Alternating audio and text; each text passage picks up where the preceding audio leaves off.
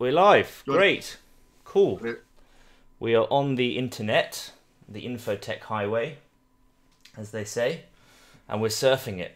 Not only we're surfing it, but we're also streaming it too. So thanks everybody for joining us for our couple of viewers. It's Friday, it's 5 o'clock, it's lockdown, and Andy and I had the pleasure to be joined by Terry and Jonathan for this afternoon's chat and our inaugural live stream.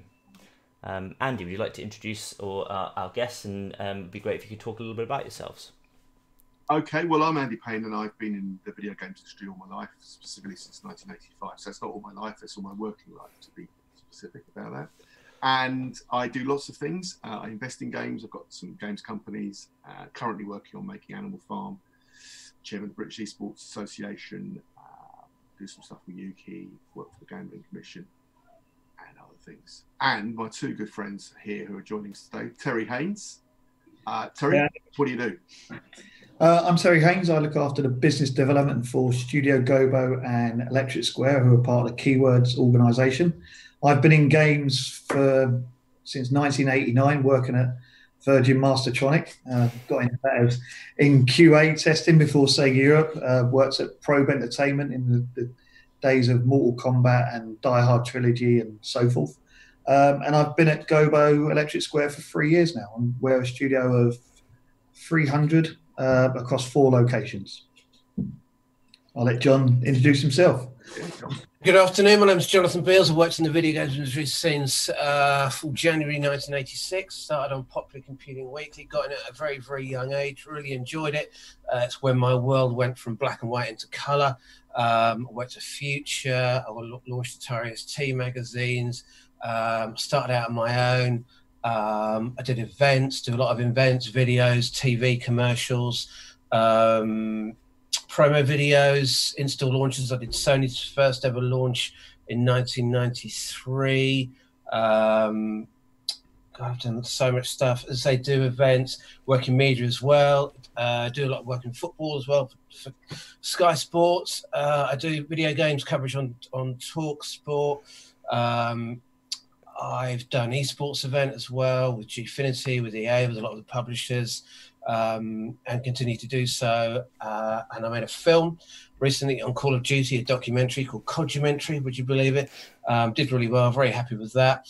And in the process of launching trade media for the mobile retail sector, and indeed part of the video game sector, covering predominantly entertainment, but a lot of peripherals on the mobile side and the tech side as well. So yeah, that's pretty much me. Crikey, wow. There's a list. That is quite a pedigree, gents, because so someone that was born in 1986, you guys were busy, already at work then. So great, and you must have seen a lot through the industry over that time, and I guess what we're going through right now. That's why you all look so fresh and unfazed by everything that's happening. Joining the video games industry at 5 years old, I saw it through a child's eyes.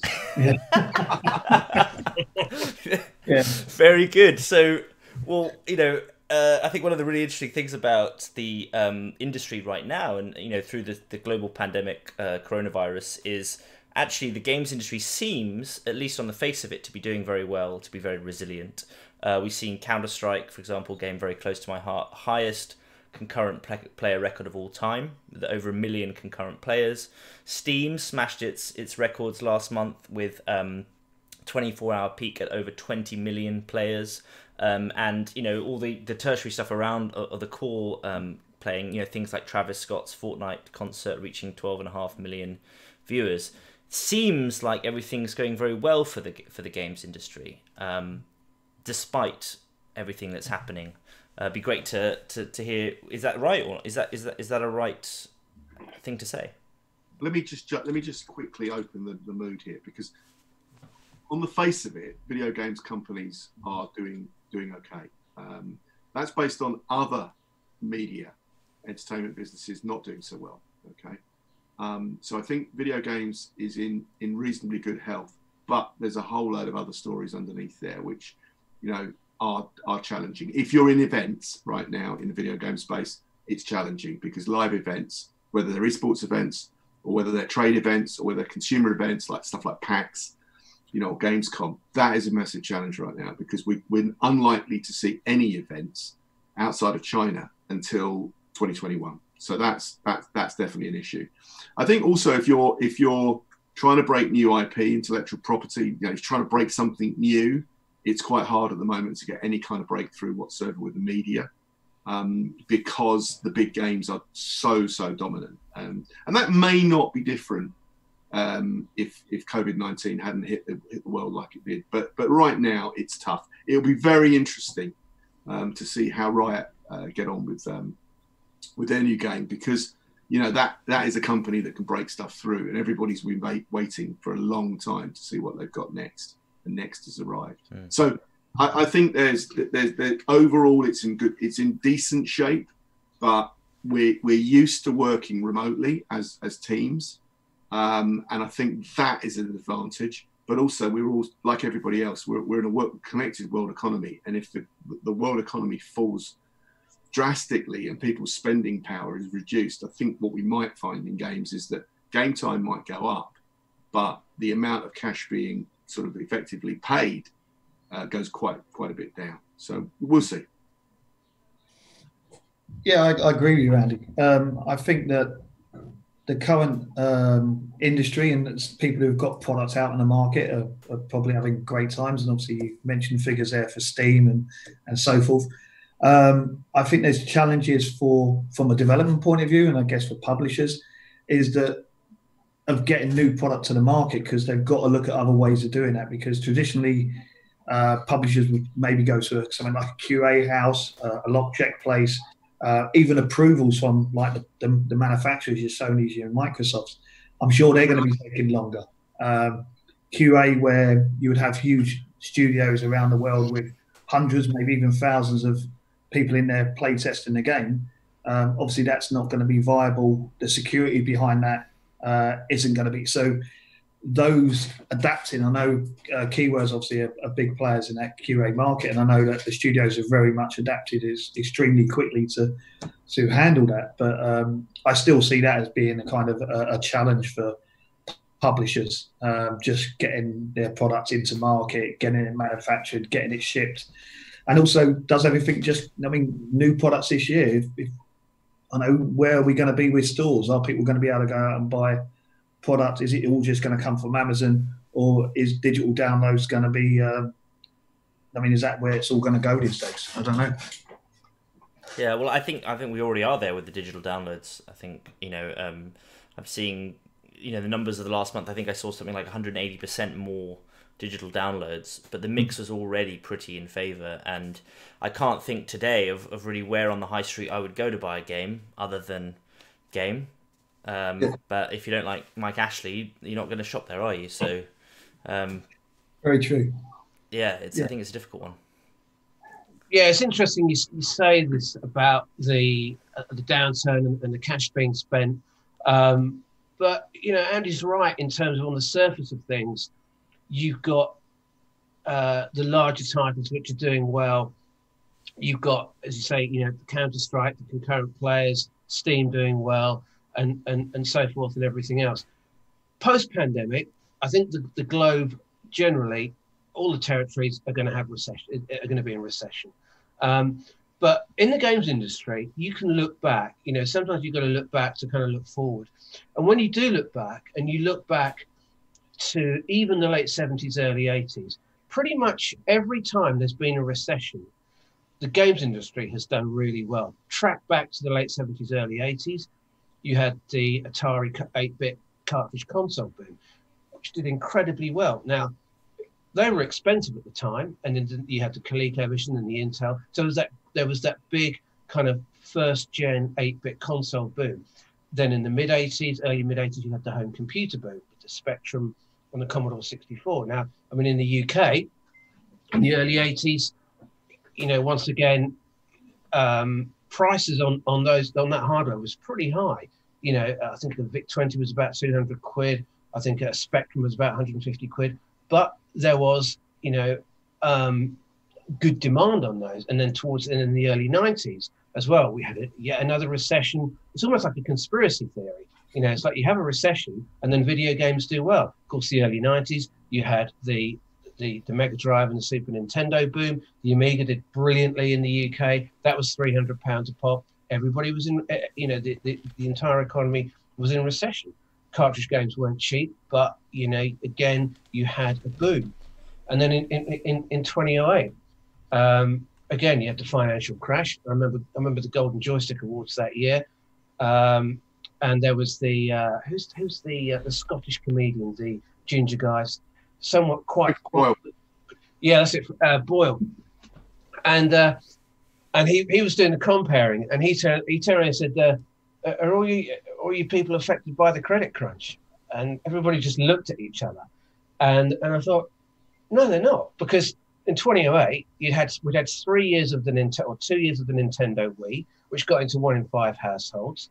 And then even in the credit crunch and the difficult times of the financial crash and everything, the Xbox 360 did phenomenal numbers. You had the iPhone coming on with the new smartphones. PS3 was launched. You know, you had the whole kind of Call of Duty boom and everything else. So, you know, there is this kind of link between recessions and entertainment generally doing well. Yeah, I agree with you. And this year, we've got a PlayStation 5 launch, and we've got a brand new Xbox. Now, both of those companies are not holding back. They're doing their partial reveals, which I think is quite clever, bit by bit. You know, there's a logo here, there's a joypad, here's a tech demo, getting people excited very, very gradually. And it's pretty obvious that I would think that every single piece of hardware is shipped will sell right across the country. People will find the money and go out and buy it. And the thing is, it's the same in any entertainment industry. And you can look back to say about, you know, the 1930s, where you had the really deep depression in America. And what did you have? You had the biggest, you know, the very, very first color feature film, the first motion picture, Gone with the Wind. And it was huge. It cost a lot of money, but it did incredible volume. So I think, you know, there is this trend that even though things can be rough and down, video games, film, entertainment, I mean, Netflix has gone through the roof. There is this trend that things go well. I think, John, you're right. I think that also we've got to remember what we are as an industry. We're incredibly nimble. We're incredibly innovative. And what we provide is incredible value for money, huge amounts of game time for very little money, and it's incredibly social. So we're online. You know, we've got communities, we've got our friends online, and we, you know, with the whole sort of coronavirus pandemic, it hasn't affected online communities. That pandemic hasn't infected the communities per se. They're generally as robust as they have been, and I think that on its own sort of does differentiate us a bit. We feel like playing games there's no change to what we do in our gameplay. I mean, I think with the live events, we're going to miss stuff. I think Terry's point about no packs, for example, 4-pack shows a year around the world, they're essential for smaller developers and publishers to really get some traction. That's going to be an issue. But overall, I think that, you know, what we build for a living is massive amounts of really, really immersive entertainment with huge amounts of agency, with global players really, really enjoying it. And it's not expensive. Like, gaming is incredibly good value. Wherever you are, on whatever currency you pay, it's amazing value. I think because people have got more time in the home as well, have been spending more time in the home, retailers have sold out. Stores across Italy, France, Spain, even in lockdown, a lot of these stores have sold out of consoles, purely because they're buying extra, bringing in extra entertainment into the home. They're buying maybe a new console, a second-hand console, and you know, the Nintendo Switch is sold out. So that in itself as well, it's generated you know, more sales in hardware right across Europe. So this, you know, this kind of console transition, you know, is going to be quite an interesting transition, because, you know, you've got a load of new players who've come on board with Xbox Ones, Switches, and PS4s, and they'll be kind of, you know, all ready to kind of lock in. And then obviously, you know, Xbox have got Game Pass as well. Again, which, you know, the point you make, Andy, is phenomenal value for money. That really is. So I hope you haven't got shares in Xbox there, Jonathan. No. But I think that there's been But it is though.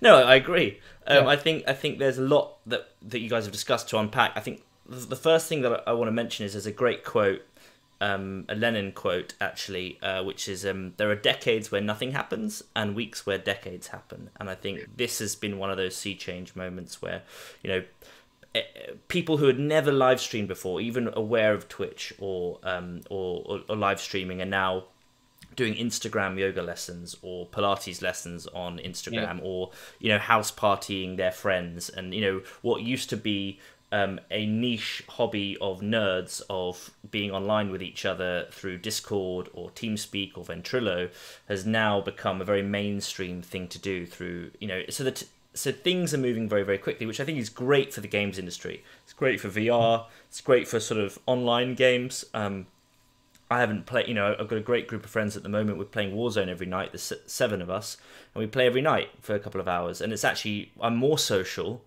than I was before because, you know, I wouldn't have done that before. Just wouldn't have done that. So I think it's really great for the games industry. What I'm worried about, and I worry about, is, you know, for indie developers or for people who are getting into the games industry, not having live events to be at, to find things, the venture capital, you know, angel investment. I think the games industry has always over-indexed very well in angel funding, because you have, you know, people who have done very well before who are now seeding that money out to indie developers. Well, when you go into a recession or a depression, some of that angel funding can sort of dry up a little bit as well. And I wonder, for people going into the industry now or just starting out, or, you know, haven't had this on their journey to the success that you three have had, how do you what advice would you give them at this stage, looking at the landscape? No better time to make games, no better time to play games. And actually, to be slightly kind of chippy about it, no one gave us any kind of like route map into this industry and at all. And actually, there was no manual. No manual. And actually, I think I said already, it's a very innovative, agile industry. Long may that continue. This crisis shakes things up quite nicely. What it's done is it's made the big platforms, Sony, PlayStation, Xbox, Nintendo, they've all had to understand that big development teams will have to work from home through this crisis. And that means that all issues around, you know, Terry mentioned security and so on, they've all got to be taken into account and observed. But for years, big studios have not been allowed to have their staff work from home. And it's been like a bloody battery hen situation in some of these studios. And actually, that's no good. That's no good for creativity. What we're going to see now, you would have seen this week, Twitter announcing that all of their staff can work from home forevermore, okay? But they can go to the office if they want to. So what that does is it switches the agency and the empowerment to say, you know, you're not skiving off by working from home. You shouldn't be made to feel, you know, insecure by having to ask your boss if you can work from home. In our sort of 80s and 90s, some of the greatest games ever made were made in people's bedrooms, you know, by a small group of people, many of them brothers actually. And I think so. I think now, you know, games developers have sought isolation in many ways because we're not necessarily the most communicative or demonstrably actors. And as a result now, I think it's actually going to bring the barriers to entry down, in my view. Business meetings, you know, we talk about going to E3 or going to GDC or going to Gamescom. These business meetings now can be done like this on Zoom or any other video technology. People are much more open to, let's just get together and talk about something. I think the point about deals and real cash investments is a very good point, Spike, because when times are tough, you know, even if you believe in disaster capitalism, when times are tough, people think twice about spending their money, and investors are the kings and queens of thinking twice about investing their money. So that is definitely an issue. But I think that overall, you know, it's a good time to innovate. It's the time when you can sit down and hook up with a few friends and get on and do something interesting. It may not be commercially amazing, but it might just be hobbyist. And out of the hobbyists come the new entrepreneurs anyway. It's interesting that Yves Guillemot today at Ubisoft said that, as a report, he said that his AAA titles may have to be put back to next year. I mean, I've never run a game dev studio, but if you've got 500 or 600 people in a building, can you really kind of all work remotely? 500-600 people. If you've got some guys doing physics, some guy doing engine, some guys doing level editing, animation, and putting all of those elements together on a kind of day-to-day, week-to-week basis. Is it really possible to actually get a team that big and work remotely? I mean, as I say, I've never run a game dev. I think you can, John. I think this is going to be. I think this is pushed. We, as an industry, I think we've been pushing into more what we class as co-dev. So you have a core team in a studio, and then they go around and work with specialists. And it's going to be mirroring the TV and film industry. It's like the TV and film industry work with that, but then all the special effects are done by loads of different companies who are specialists in what they do.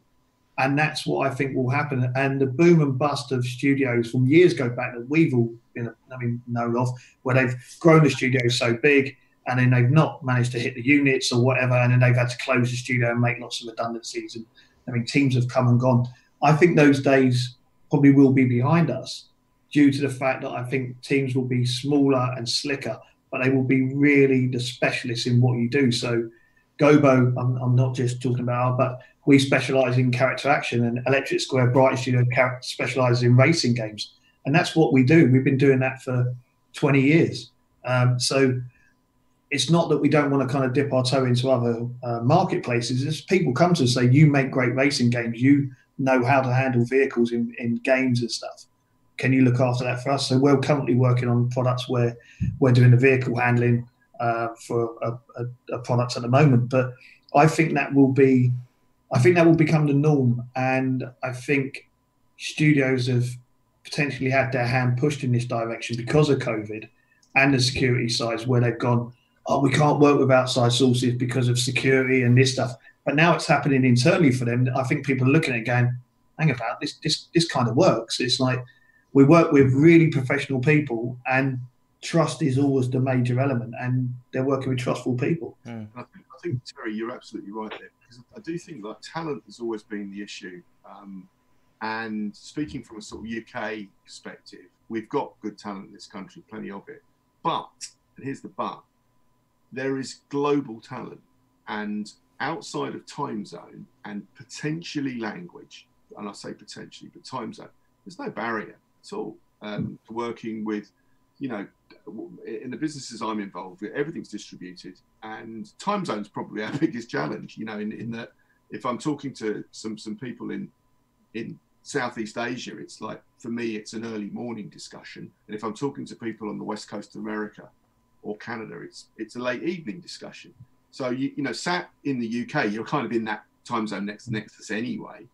And I think that it's a global industry. It's a global sort of supply chain, and it's digital. So, that is a massive opportunity. I think we're miles ahead as a creative industry from most other industries, because we've been global pretty much from the get-go, and we're still very young as an industry. So we don't have, as John said, there's no manual here. There's no big fat exec sort of going, this is how you've got to do it. People making it up as they go along all the time, and more power to that.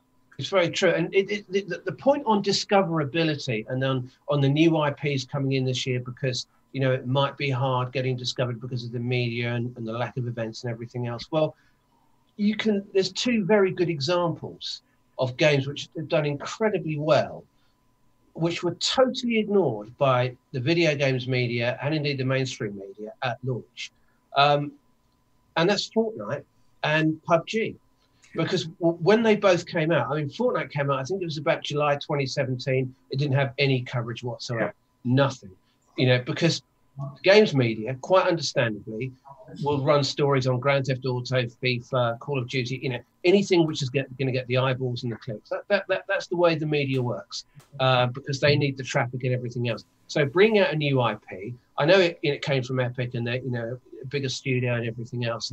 But even PUBG came out on PC, and then it was, it came out to reputation for people playing it, and then other people playing it. And then the whole thing kind of grew. And then, you know, a year and a half later, they were both up for kind of Golden Joystick Awards. Fortnite, you know, broke the record on the financial barriers. So, it always proves that, you know, nobody really knows nothing. Yeah. You know, and that is kind of, you know, like the great thing about it. And, you know, even you know, you look at esports now, you know, the big esports games, you know, were developed 20 odd years ago.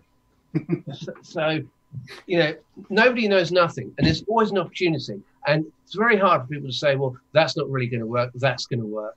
But Fortnite and PUBG are two solid examples of, you know, just get on with it. Yeah. Yeah, agree with you. We've talked about events and the effect that it's had on them. A lot of the conferences, so on the B2B side, a lot of the conferences are now moving to digital. There've been some good ones, some not so good ones, but everyone's now trying to do that, keep the revenue source alive. What's your guys' take on the difference between, is it a substitute doing a digital event for a physical event? You know, let's take a Develop, for example, or a GDC as a good example. Is that a substitute? Yeah, I think there's a number of reasons for events. Let's just talk about events, whether they're virtual or actual. Reasons are to go and sell something, go and buy something, and then to go and, that hideous word, network, in order to sell or buy something. And they all come back to that. So you kind of follow the money, really. Those are the reason for events.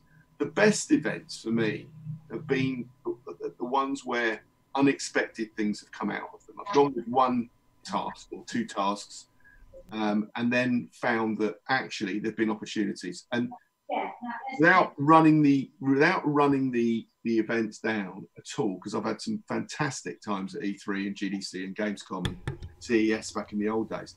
Actually, in the pub sometimes, or you know, outside of the event, you can find all sorts of other conversations going on, which can lead you to opportunities. But I think one thing that's definitely welcome is this nonsense of flying the other side of the world to meet people who literally live on your doorstep. Yeah, it's just utterly ridiculous. You talk about the Saddle Ranch at E3. The Saddle Ranch. Yeah. Just about to say that. All that stuff. And yet, what we're seeing now with things like Zoom and other video conferencing software is available, of course, is that we can cut through all that stuff. And if we can crack the social side, you've got your events. I think things like GDC are very specific in that if you want to go and learn about lots of really interesting things from real thought leaders on the edge of amazing things, that's a great place to go. No reason why you can't sit in front of your PC at home and actually concentrate on that and not get distracted by what time we're going out. Do you want a pizza or do you want pasta or any of that kind of stuff? But your distractions might be of another nature, right? It might be your child's recorder lesson happens at the same time, or... So working from home is a catch-all, and it depends what that means. Have you got a home to work from? What age are you? What's the other things in your house that or the flat you live in, etc., etc., etc. For me, I'm very lucky that I've actually got some space, and I don't have young children running around the place. You know, that's great for me, but it's not everybody. So I think, you know, the events are events themselves. You are building up to do something, and you're going out to sell or buy or do both. So I think it will go a long way before we get that replaced by, you know, virtual stuff, to be honest. Mm-hmm. I like an event. I think a video games event, it's everything that the games industry should be. You know, it's exciting. It's the bigger picture. You get big stands, big screens, and you know, that's the whole point of the video games industry, is excitement and thinking, wow, that looks fantastic. I can't wait for that game to come out. I can't wait to kind of see that. And you know, you can go to Gamescom and you know, and Gamescom's great, you know, and you've got the business section, you've got all the various different territories there, and that's fine. But you know, when you go out and around the consumer side of things, you go to the merchandise, and you can really see it and really get a flavour. And you know, I remember pretty much my first video games event. It was a Commodore show, I think, in about early '86 at the Novotel, and the most exciting thing of it was the bouncing ball demo on the Amiga, and then there was a juggler demo as well. And it's things like that you think, wow, and look at the capability of that. And you know, you can look through the years, and you can look at like Mario 64, Grand Theft Auto 3, you know, all those kind of like layers of technology. But it's always the excitement. And it's one of the great things about the industry is that because if the industry gets excited about it and the developers get excited about it, then the fans are going to get excited about it as well. And that's always been the thing. And I think if you have an event with fans, virtual stuff's great. Online stuff, yeah, it's great. But people want to get out and they want to meet each other. And they want to see each other. And because, you know, they're all part of a community. They're all fans of a certain game. You see people queuing up for games at Gamescom. You know, and all that stuff is great, and all that stuff will eventually come back, and that is part of it, and people love that. It's the same for midnight launches. We'll have Xbox and PlayStation launches this year. Probably not going to get the midnight launches, but the midnight launches are fantastic because people love those things. I think you're right. I think it's a shared experience. I mean, if you relate it to three of us on this are interested in football. Yeah, you can watch a 0-0 draw on television and it's terrible. You can be at a game live with your mates or not, mates, and a 0-0 draw is the greatest thing you've ever been to because you've lived every moment. And I think esports is far worse off without live events. You know, IEM in Katowice, you go there and it's like, this is amazing. This is the adrenaline, you know, it's the epic moments that people live for. And we can't replace that online because it just doesn't exist. What you can, I mean, there's global audiences all over YouTube and Twitch watching, of course, but it's not the same as, and in fact, esports has kind of gone from virtual to real world and both. And I think that shared experience, that hype, that like, I'm here, I'm actually in the moment, that stuff, it goes across everything we do. And the world cannot exist long term without that socialization that you get person to person and that frisson of randomness and chatting to the guy sitting next to you, you know, bumping into somebody, making new friends. You're not going to get that online as much as you do in the real world. So we must never, ever lose that. It's all about a balance, and at esports, the same at football. It's about the atmosphere as well. And that atmosphere is only generated by fans and enthusiasm and people, because the energy transfers usually from the fans and from the crowd to like the players, be it esports teams or football teams. And that's part of, you know, being a human being and life and everything else. And that's what, you know, you kind of live for. Virtual stuff's great, but with esports, you know, in the past 5 years, esports it's really kind of kicked on into like the real world events, because esports in a lot of ways wants to be like traditional sports. You know, it wants to be accepted as a kind of serious traditional sports. And now, you know, esports is filling stadiums, and you have professional teams and commentators, and it is, you know, the very, very best athletes. And so, you know, the fans can go.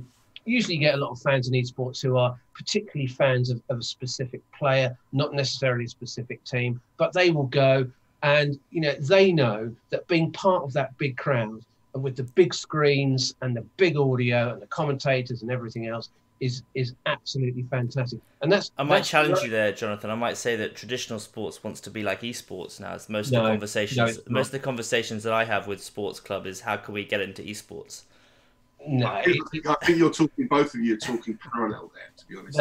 It doesn't. It doesn't. I can tell you that the thing with esports recently is that because sport has been pretty much cancelled, the broadcasters have looked at esports and thinking, well, you know, can we put this as a filler? Is there anything here? And there have been things which have gone onto TV which might have been previously online. We've had the kind of celebrity Formula One things. We've had the Premier League players doing the FIFA charity thing, which is fantastic. But they tend to be novelty items. And esports generally it's still a very much a niche within a niche, because you look at Call of Duty, for example, that sells about 2 million copies in the UK every year, kind of give or take a few 100,000. But the live events generally you've got a crowd there of around about 2,000 people, perhaps at the most. So it's still quite a small event because people like to. But I think Call of Duty is a bad example. I think that, Well, it is, yeah, because it's smaller. I think It's not Counter-Strike. Yeah, looking at Counter-Strike or League of Legends or Dota, if you compare the internationals' prize money with Wimbledon's prize money, or you compare the amount of people that tuned in and watch. I was lucky enough to run a stadium event in Sao Paulo, Brazil for Counter-Strike back in 2016, and we had more people tuning in on Globo TV, the biggest TV channel out there, than the men's finals for Wimbledon that same weekend. Yeah. So I think there's the age old debate is and you mentioned broadcast TV again. I'm not 100% confident that's relevant today. Broadcast TV I don't think is really relevant in today's world of YouTube and Twitch when you look at the viewer metrics and the demographics. But I would say that there's a lot that traditional sports is looking to esports to try and emulate right now, both in terms of reaching the demographic and for that sort of online experience. But secondly, there are some factions in esports that do imitate from sports, only natural, and over time that has happened. One of my favorite things about esports has always been the shoutcasters have always been sort of scruffy, not so much anymore, but definitely when I started out in esports 8 years ago, a little bit scruffier than perhaps your regular TV pundit, but still wore the sports jacket, but with a pair of tracky bums underneath the table, right? So there is emulation there. There's obviously on both sides, but I think that what is interesting, I think for across the whole industry, media kind of revenues have slowed down a little bit, and a lot of agencies, a lot of brands now pulling back from things that they were sponsoring, whether that's live physical events or more traditional media, and I think that is that's an important revenue stream to the esports ecosystem. And if brands are now more reticent to go in and spend that money, even for online events, then that has a knock-on effect. Yeah, and I think there's also a kind of a practical issue. If you watch any TV, what's been really interesting, and for me as a person always been really interested in advertising, the art of advertising. The last, let's call it 8 weeks, where we've had a kind of a semi-UK specific lockdown, notice the ads that are running on TV slots and what they're advertising, and notice more importantly their production, because it's okay now to film an advert with an iPhone because you can't do it any other way. Yeah. Now that won't last forever, but what that is doing is starting to break down to talk about the way that the production values might long-term change. I don't think they'll suffer. I think they'll change because it's ultimately about the message. But I do think that the advertising industry, the media industry, they're old industries, frankly. They're kind of slightly clunky, slightly cumbersome, and I'm going to be bold and say a little bit lazy. And I think that this has been a bit challenging for those guys. And what we've seen is, if you look at the advertising industry, it's in complete disarray. It's nothing to do with COVID-19. It's structurally, if you're not Facebook or Google, you're kind of nowhere really in any of this stuff.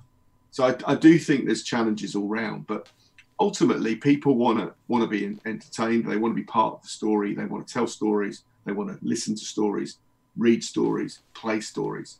And we're in that business of storytelling. And it's, whether it's esports, the backstories for players and teams, or whether it's video games and the latest kind of, branching narrative that's out there.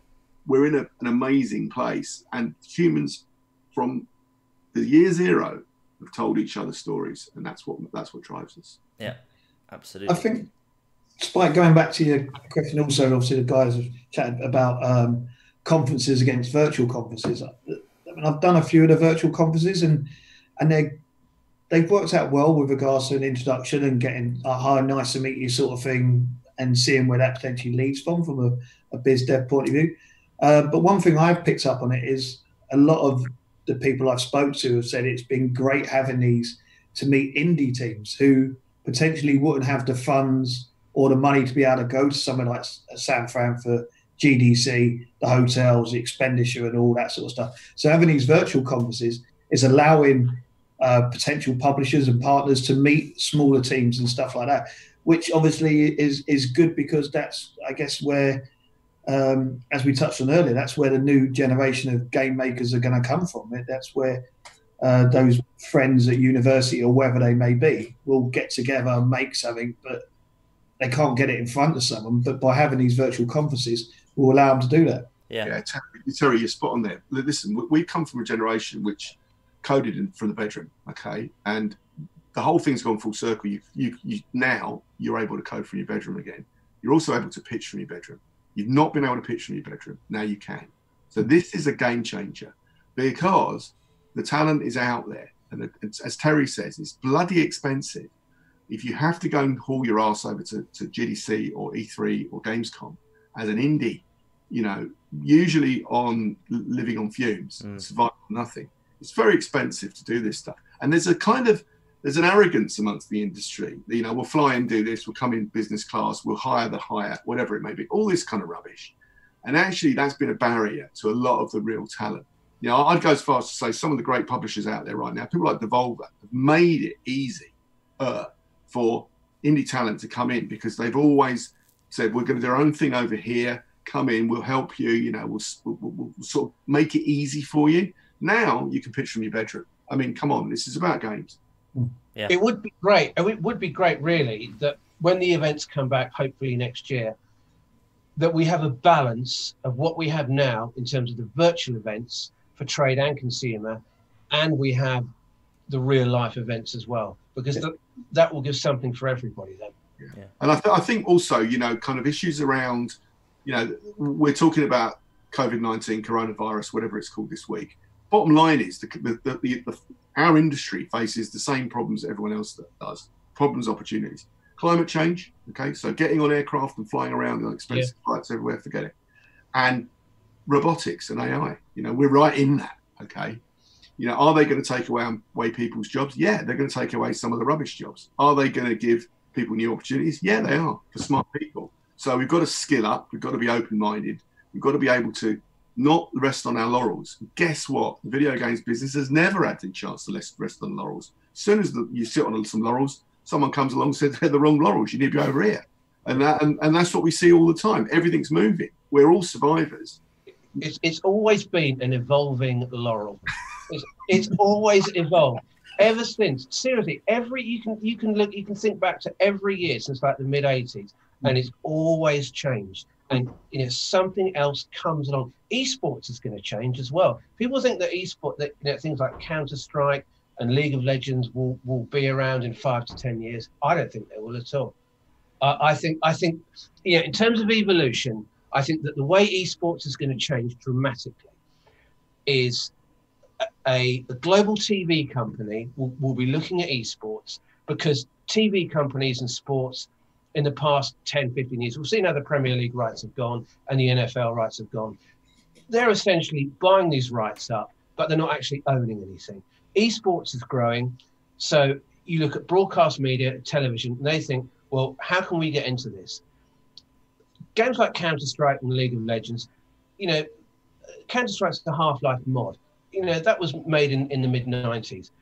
League of Legends, you know, all of those, they were games which were essentially made to, were great to play, but didn't necessarily, they weren't great to watch. And I think what a TV company is going to do, a big global TV company, is that they will look at esports, they will study it, they will look at the fans, they will talk to the fans, to the professional players, to the teams, to the tournament organisers, and then what they'll do is go out to maybe developers, one or more developers, and say, what we want to do is come up with a game which not only looks great to watch, but is brilliant to play as well. And when you balance those two things out and you put it on TV, and then you obviously put it online as well. So you've literally got everything. You put it around the world. That is when esports will get a step up, in the same way that video games got a step up when the PlayStation came out. Because when the PlayStation came out, they had a brand new piece of kit,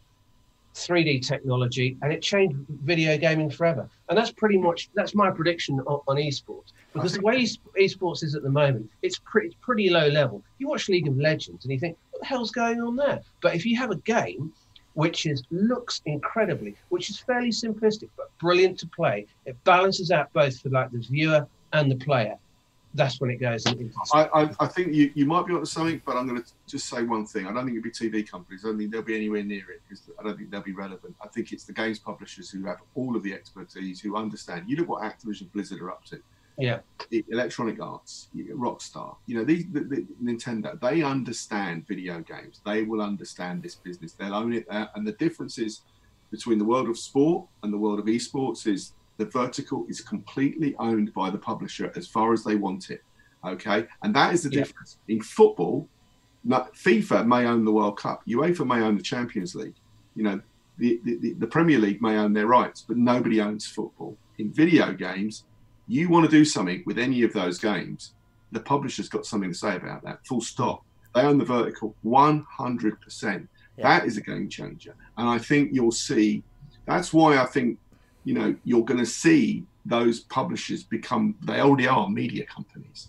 We're seeing it. And Jonathan, I have to respectfully have to disagree. I think TV's missed the boat. They showed lack of imagination and lack of bravery at the right time, and having been speaking to TV companies for about 8 years about it, I know exactly firsthand that that's the case. I think Activision Blizzard are a perfect example of what Andy's talking about. They tried with Overwatch. Overwatch hasn't succeeded. I think we all know that. They're trying again with Call of Duty. They're figuring it out slowly. They're a big company now, so there is inertia at play, which isn't when you're a little bit leaner. But if anyone is doing it, it's Bobby right now, and his vision for this Disney world of Activision, the ownership of the teams, the ownership of the league, a game that's fun to play, but also fun to watch. They haven't got the mix right yet. They're struggling a little bit, but they are. You can see that is the direction they want to go. And so, for that kind of vision that you're talking about, Jonathan, I think it's going to come from an Activision Blizzard if it comes from anyone. And when you say Spike, they're struggling to get that right at the moment. I mean, they just posted a record quarter. Oh, they're doing that, but I'm talking within the lens of lens of esports, right? I agree with you. I think they've been magnificent in that they've gone with esports. We're going to go in very aggressively, and they've managed to get franchises to pay huge amounts of money. Eye-watering amounts of money. Fair play to Activision Blizzard. That's why they're kind of pretty much top of the tree here, because they know how to cut deals, and they're covering all bases, baby. They really. I just think that it's a whole different world. And one more thing I want to say, Jonathan, when you talk about League of Legends, I'm not a football fan at all. I could explain to you League of Legends more. I've got more chance of explaining to you the Baron timing or the Dragon timing on League of Legends than I do the offside rule in football. I don't know the offside rule. I think it's sometimes you can't be in front of you can't be the last man before the keeper. But I think that's what it is. But I don't know, right? But I know League of Legends. But just going back to esports and television and football in particular, football as a television is generally banned by formats. Formats work like TV comes up with a format and then it works and then they milk it. So if you assimilate esports to traditional sport, football works brilliantly. It's 90 minutes, it's 45 minutes each way. There is a format. Esports at the moment, something like League of Legends or even Counter-Strike as well, would be something like test match cricket, where it goes on for like 5 or 6 days. It's quite it's quite technical, because in cricket you have terms like gully, silly mid on, silly mid off. There's a lot of jungler, DPS, and so in cricket there's a lot of technical stuff. But and this is why I come back to, I think that the TV companies, or there'll be a kind of middle company. But the thing is, I think that esports and television and looking into the future, TV companies are fed up with paying billions and billions of dollars for sports rights. And tough. If they're going to, that's their lot now. It's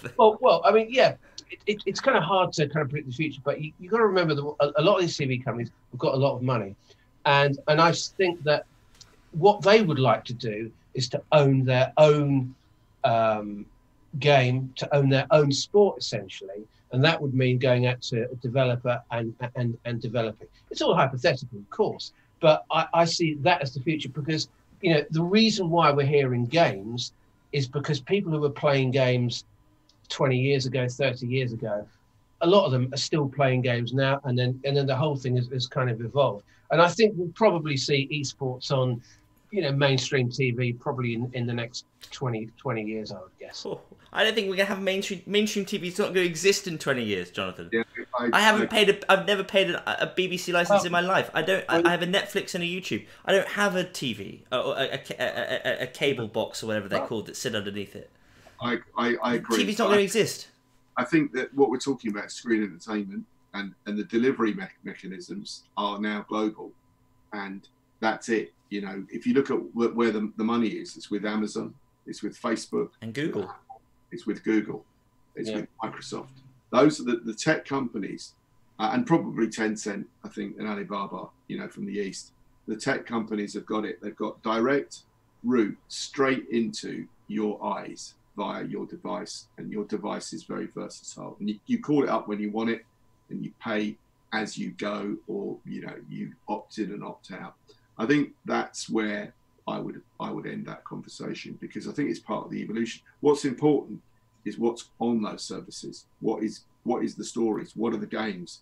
What are the movies you're going to watch? And you know, the people have shown that the Hollywood model is pretty redundant. People are not interested in 2-hour films anymore, 2.5 hour, 1.5 hour films. They're interested in 10-hour, you know, box sets where they can really immerse themselves in stories and live it and feel it and build a community around it.